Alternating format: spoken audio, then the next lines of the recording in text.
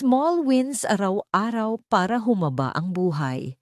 Magandang araw po mga ka-senior. Alam nyo ba, kahit maliliit na tagumpay araw-araw ay may malaking epekto sa ating kalusugan, kasiglahan at kaligayahan. Sa episode na ito, pag-uusapan natin ng ilang small wins na pwede nating gawin araw-araw upang humaba ang buhay at manatiling masigla.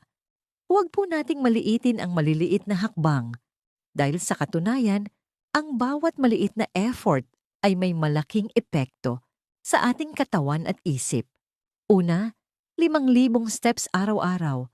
Kahit simpleng paglakad sa loob ng bahay, sa paligid ng bakuran o sa park ay malaking tulong sa puso, binti at joints. Ang regular na paggalaw ay nagpapabuti sa circulation, nagbibigay ng oxygen sa utak, at tumutulong sa mental alertness. Hindi kailangan marathon o mabigat na exercise. Ang importante ay tuloy-tuloy na paggalaw araw-araw. Kahit ilang minuto lang kada oras, malaking tulong na para manatiling aktibo at masigla. Ikalawa, 1 gulay kada meal. Ang pagkain ng gulay ay nagbibigay ng fiber, vitamins at antioxidants na tumutulong sa utak, puso at buto.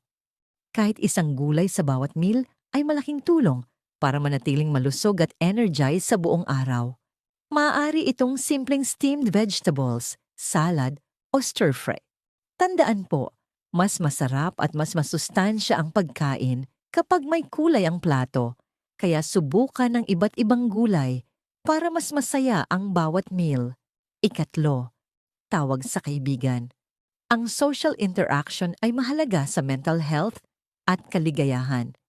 Kahit simpleng tawag sa kaibigan, kapwa senior o mahal sa buhay ay nakakatulong upang manatiling alerto, masaya at maiwasan ang lungkot. Ang pagtawa, pagbabahagi ng kwento at pakikinig sa iba ay nagbibigay ng sense of connection at purpose sa bawat araw. Huwag po nating maliitin ang simpleng kamusta. Ito ay malaking tulong sa emosyonal na kalusugan. Ikaapat, 7 hanggang 8 oras na tulog. Sapat at maayos na tulog ay mahalaga sa katawan at utak. Habang natutulog, iniayos ng katawan at utak ang mga nangyari sa buong araw. Kapag kulang ang tulog, bumabagal ang memorya, nahihirapan mag-concentrate at mas mabilis tayo ma-stress. Subukan po ang regular na oras ng pagtulog, iwasan ang gadgets bago matulog, at gawin ang simpleng relaxing routine tulad ng malalim na paghinga o mahinahong musika bago matulog. Ang quality sleep ay malaking bahagi ng long-term health.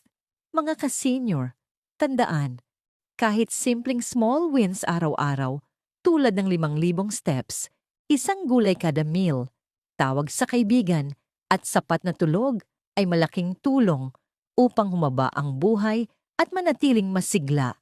Ang consistency, positivity, at maliit na hakbang araw-araw ang susi sa mas masaya at malusog na golden years. Kung nakatulong po ang tips na ito, huwag kalimutang i-like, i-share, at mag-subscribe sa aming channel para sa mas marami pang ka-senior health tips. Hanggang sa muli, ka-senior, ingat po kayo lagi at God bless.